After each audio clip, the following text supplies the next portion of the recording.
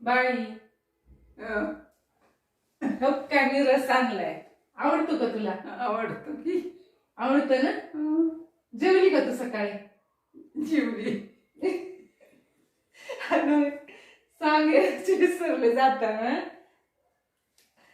भाजी चपाती हो केली म्हणून मी आणते रस.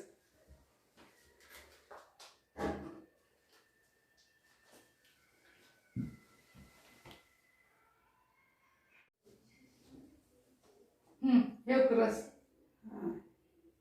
पे.